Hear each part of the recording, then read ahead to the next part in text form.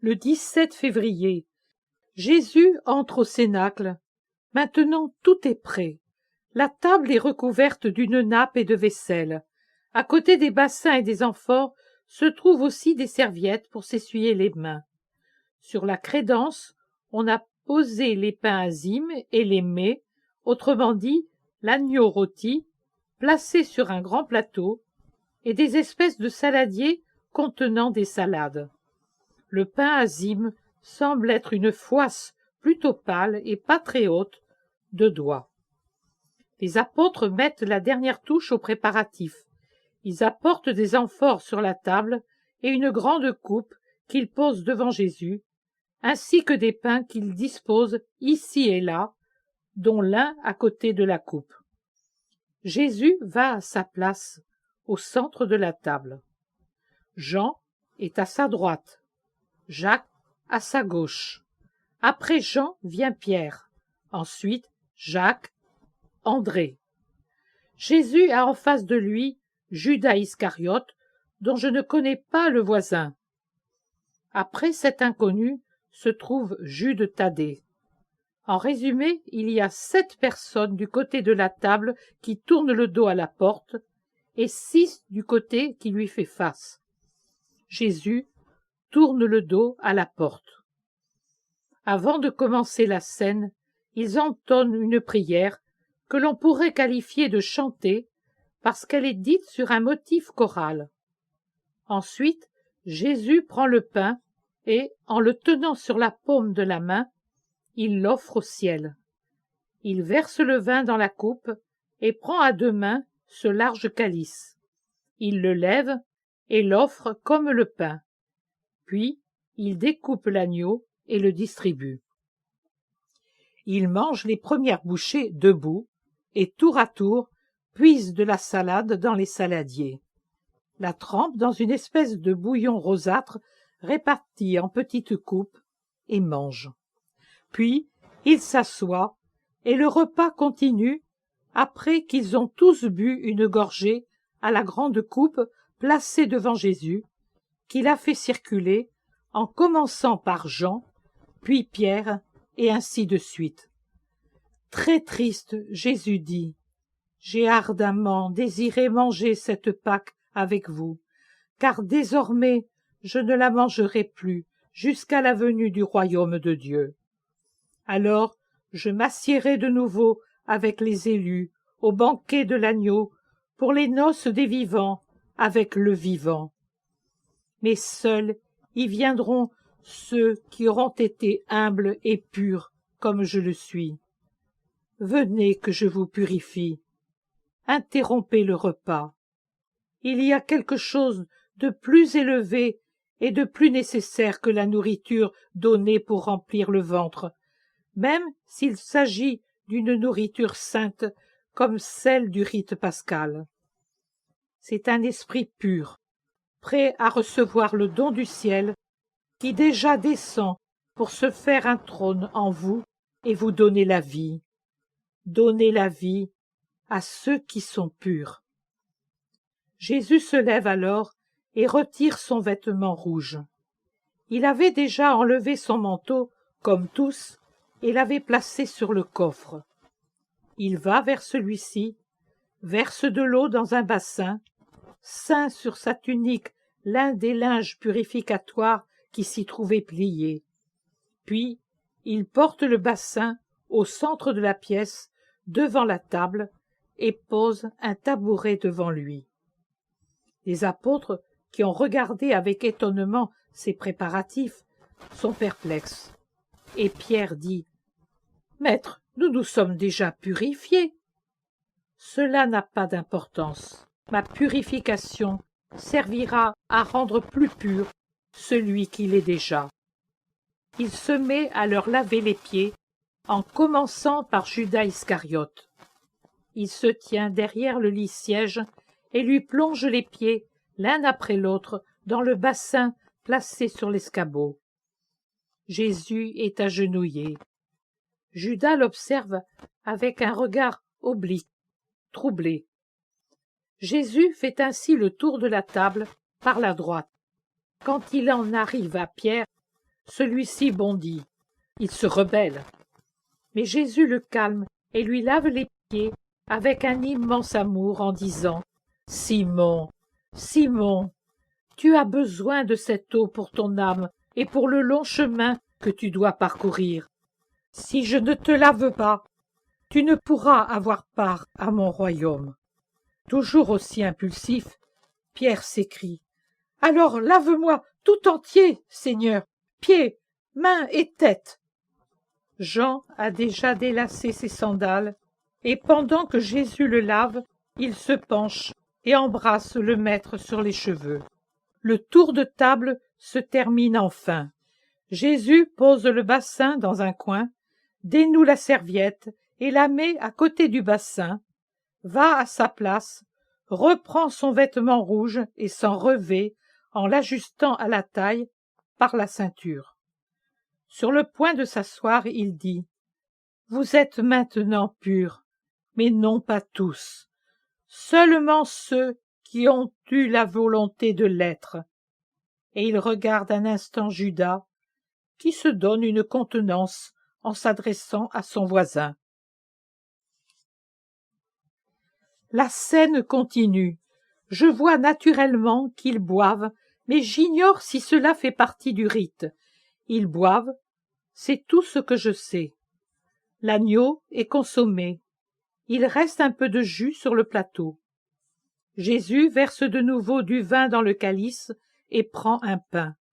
Il bénit et offre l'un et l'autre, rompt le pain en 13 morceaux qu'il donne un par un aux apôtres, fait circuler le calice et dit « Prenez et mangez, ceci est mon corps. Faites ceci en mémoire de moi, qui m'en vais. Prenez et partagez-le entre vous. Ceci est mon sang. Ceci est le calice du nouveau pacte dans le sang, et par mon sang, qui sera répandu pour vous, pour la rémission de vos péchés, et pour vous donner la vie.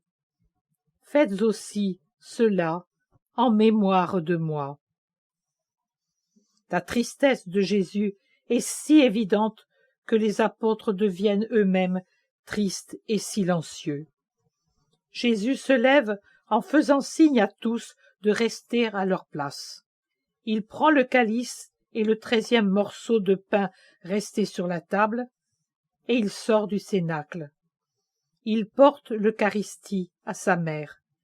Il lui donne la communion de ses mains.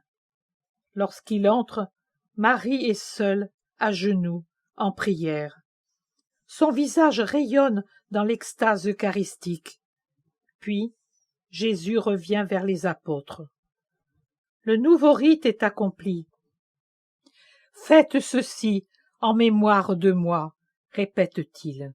« Je vous ai lavé les pieds pour vous apprendre à être humble et pur comme votre maître, car je vous dis en vérité que tel est le maître, tels doivent être les disciples. Le disciple le plus grand ne l'est pas davantage que le maître, et si moi je vous ai lavé, vous devez en faire autant les uns les autres, c'est-à-dire vous aimer comme des frères, en vous aidant mutuellement, en vous vénérant réciproquement, en étant un exemple l'un pour l'autre. Soyez purs pour être dignes de manger du pain vivant descendu du ciel, et avoir en vous la force d'être mes disciples dans un monde ennemi qui vous haïra à cause de mon nom. Mais l'un de vous n'est pas pur. La main de celui qui me trahit est avec moi à cette table, et ni mon amour, ni mon corps et mon sang, ni mes paroles ne le font se raviser et se repentir. Je lui pardonnerai pourtant en allant à la mort pour lui aussi. » Judas dit en souriant, « Maître, est-ce moi ?» ?»« Tu le dis, Judas, fils de Simon. Ce n'est pas moi, mais toi qui le dis. Je ne t'ai pas nommé. Interroge ton admoniteur intérieur, la conscience que Dieu le Père t'a donnée, pour que tu te conduises en homme, et vois si elle t'accuse. Tu le sauras avant tous. » Jésus parle avec calme. On dirait presque une réponse académique à une question qui lui est soumise. Mais les autres sont en émoi. Ils se regardent les uns les autres d'un air soupçonneux. Pierre a un visage peu recommandable. Il regarde surtout Judas et Matthieu. Je sais que c'est lui, parce que l'Iscariote l'a appelé. Ils sont en face de Pierre, qui les voit donc bien. Puis, il tire Jean par son vêtement. Ce dernier, en entendant parler de trahison, s'est serré contre le maître en posant sa tête sur sa poitrine pour le consoler et lui faire sentir combien il l'aime. Quand Jean se retourne et se penche vers lui, Pierre lui murmure « Demande-lui de qui il s'agit. » Jean reprend sa pose pleine d'amour et tournant légèrement la tête vers le haut, il demande « Maître, qui est-ce » Il chuchote imperceptiblement sa question. Et Jésus lui répond encore plus bas, en lui parlant dans les cheveux, comme s'il les lui embrassait. « Celui à qui je vais donner un morceau de pain trempé. » Après avoir rompu un morceau de pain entier, il en plonge une bouchée dans la sauce laissée par l'agneau, et, allongeant le bras au-dessus de la table, il l'offre à Judas en disant « Prends, Judas, tu aimes cela. » Judas, ignorant le sens de ce geste qui horrifie Jean, le prend comme si de rien n'était, en souriant d'un sourire mauvais, mais qui en reste un, et il le mange. « Tout est accompli ici, » dit Jésus. « Ce qu'il reste encore à faire ailleurs, fais-le vite, Judas, fils de Simon. » Judas se lève brusquement. Le sol doit lui brûler les pieds et le regard de Jésus doit lui être insoutenable. Du moins, le soutenir sans se trahir doit exiger de sa part un immense effort. Il salue, met son manteau, monte l'échelle, ouvre la porte et sort. Jésus soupire, comme soulagé. Pour lui aussi, ce devait être un immense effort que d'avoir le traître en face de lui. J'entends alors le reste des diverses conversations et de l'enseignement final du maître, comme Jean le relate. Il y a seulement quelques différences de mots dues au traducteur, mais le sens est le même. Bien que Jésus soit toujours triste et solennel, il est plus soulagé qu'avant. Il remue avec plus d'aisance. Il regarde autour de lui avec des yeux plus vifs. Sa voix est plus forte. Lorsqu'il dit la prière au Père, debout, les bras ouverts, il est transfiguré. Les apôtres, la tête penchée, pleurent. « Allons, » dit Jésus, « levez-vous. » Ils chantent un autre hymne et sortent.